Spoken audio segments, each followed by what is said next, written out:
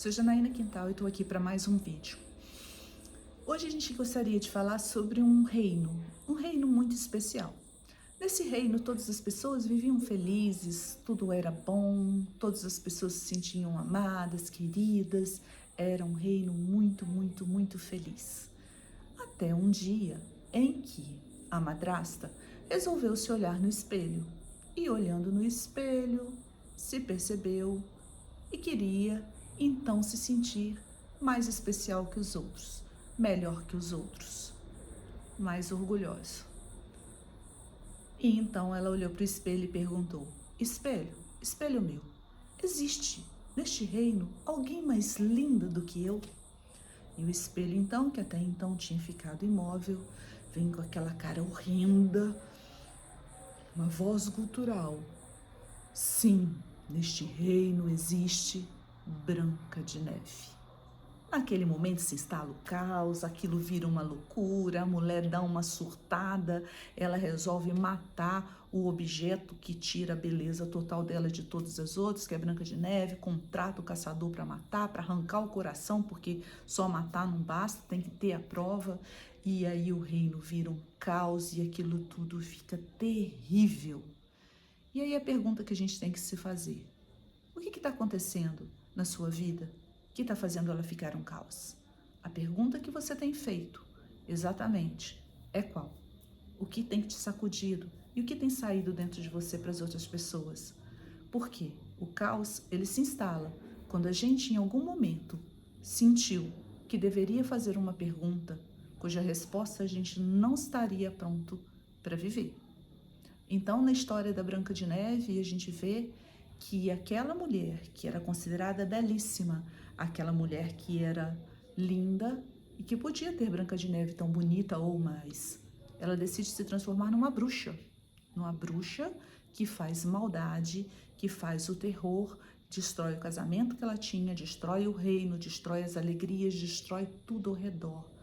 Porque os sentimentos de inveja, os sentimentos de cobiça, eles transformam a vida num mar de caos. E Deus trabalha na ordem. Deus é um Deus que fez tudo em paz, tudo tem a sua ordem. Ele disse: faça-se o mar, e o mar foi feito. Tudo na Bíblia, se você ler com muita calma, com muita atenção, você vai verificar que existe uma ordem, uma sequência, onde ele narra toda a sequência de todas as pessoas que fizeram parte daquela genealogia, porque o Senhor é um Deus de ordem.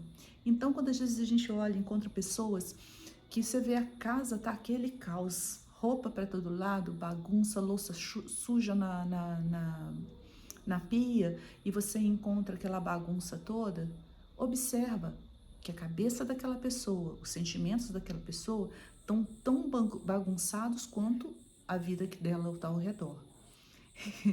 Eu, às vezes, encontro muitas situações assim. Certo dia, eu fui à mesa do estagiário para pegar um papel e eu falei com ele: olha, você tá com seu guarda-roupa todo bagunçado, né? Você não tá tampando a pasta de dente e você não tá cuidando das coisas do seu quarto. Aí ele: credo, Janaína, você foi lá em casa? Eu falei: não, não fui na sua casa, mas olha a sua mesa. Ele falou: o que tem a minha mesa? Eu falei assim: olha, as canetas estão sem tampa, igual a pasta de dente que você deixa em casa. As roupas que você vê no guarda-roupa bagunçada são esse monte de papel em cima de cadeira, em volta da mesa. Ou seja, a sua vida está tão bagunçada quanto a casa que eu observo olhando só para sua mesa. Aí ele falou: nossa, credo, você tem mania de ver a gente além, isso dá um nervoso. Mas é uma questão mais de observação. E aí ele falou, daquele dia em diante, ele resolveu arrumar o quarto dele, arrumar tudo, deixar tudo limpo, a mesa dele ficou impecável. E um dia eu perguntei: e aí, por que você resolveu arrumar tudo assim? O que te levou? Foi o fato de eu ter dito que a sua casa está tão bagunçada quanto a sua mesa? E aí ele riu e respondeu: eu não tinha notado que a minha casa estava tão bagunçada quanto a minha mesa. E o pior de tudo, que eu descobri que a minha vida estava muito mais bagunçada do que tudo isso. E às vezes esses gatilhos, eu tô contando isso porque foi um momento inusitado, e a gente tinha muita liberdade para conversar, para falar sobre essas coisas, né? A gente conversava muito, sim, sobre a vida, sobre por que o estagiário, ele é um aprendiz, e ele não é um aprendiz só do serviço dele, ele é um aprendiz também de como se comportar no ambiente de trabalho, de como organizar. E a gente fazia brincadeiras, né? Então eu tive a liberdade de conversar com ele sobre essa questão da casa e da mesa, porque a mãe dele também trabalhava conosco.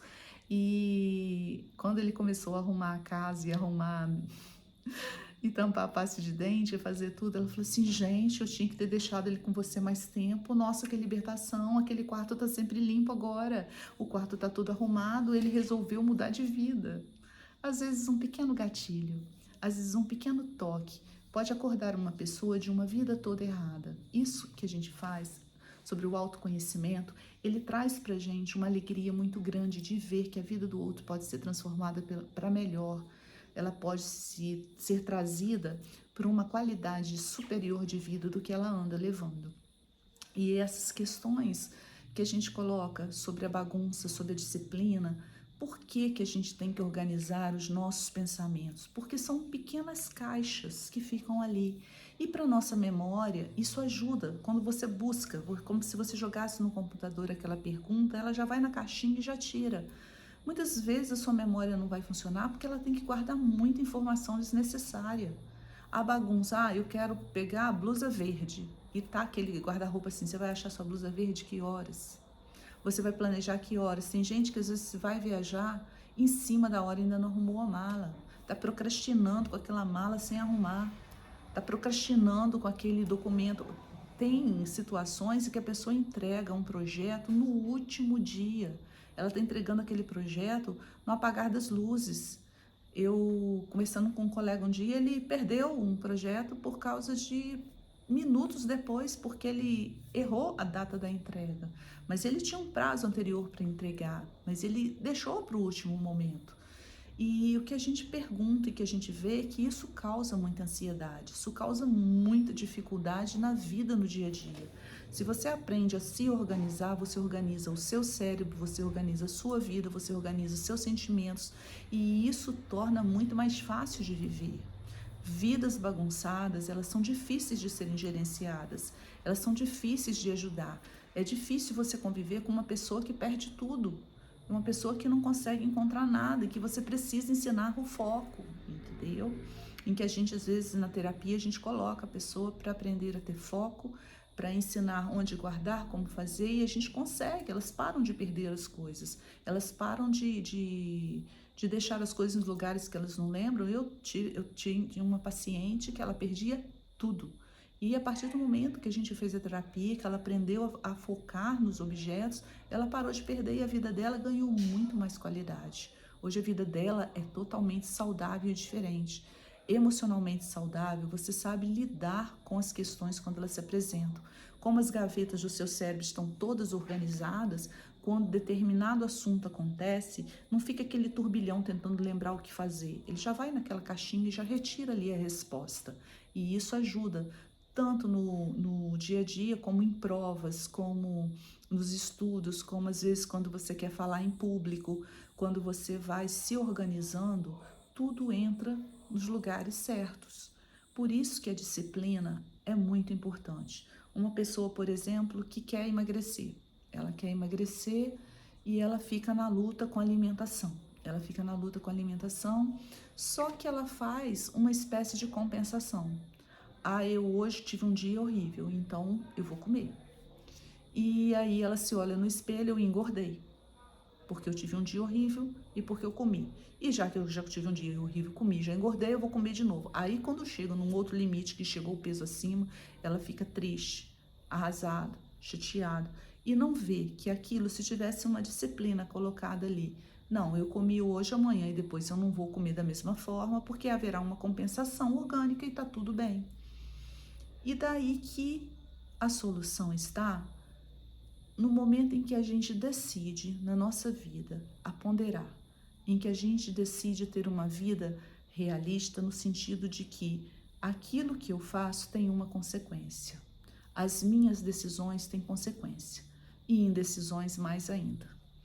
Então, a partir do momento que você coloca essa questão diante de você e que você sabe que você precisa ter uma disciplina, tanto para arrumar a sua casa, para não deixar a sua louça em cima toda bagunçada, quando você começa a arrumar todas as gavetas, todas as caixas, todas as coisas na sua vida, você vai ter uma vida transformada, mudada.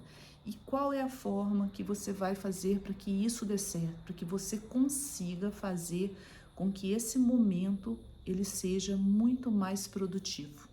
Quando você faz da sua vida uma oração. Quando você vai arrumar a louça da sua pia, você está oferece, Senhor, eu ofereço esse momento, e vai fazendo a sua oração. Você vai arrumar as coisas da sua casa, você vai oferecendo em oração. Quando Deus disse que queria que nós rezássemos todos os dias, todo o tempo, muitas pessoas ficaram pensando, como é que eu vou ficar de joelho o tempo todo rezando? Como é que eu vou fazer oração de tal forma assim? Como é que eu vou ficar esse tempo todo disponível para oração? Olha, não é isso que ele quis dizer. Ele quis dizer que a nossa vida é uma oração. A partir do momento que você acorda pela manhã e você oferece o seu dia ao Senhor, e você agradece pelo dia que Ele preparou para você, e naquele dia tudo que você faz, você ofereça. Se você precisa tomar uma decisão, Senhor, só acha que eu posso tomar essa decisão? Teu Espírito Santo me ilumine para que eu faça a coisa certa. Esses detalhes pequenos que você vai fazendo ao longo do dia é oração. Um simples elevar ao céu de pensamento por alguém é uma oração.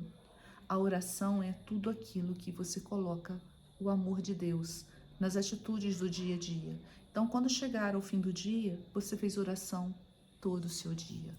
Daí que a vida muda, que tudo vira parte do céu. Céu não é exatamente um local distante onde você só vai alcançar quando você morrer. Não. Céu é um lugar em que você pode fazer todos os dias um pedacinho a partir do momento que você vive no amor de Deus. Porque o Senhor é o Deus do amor e Ele vive no céu.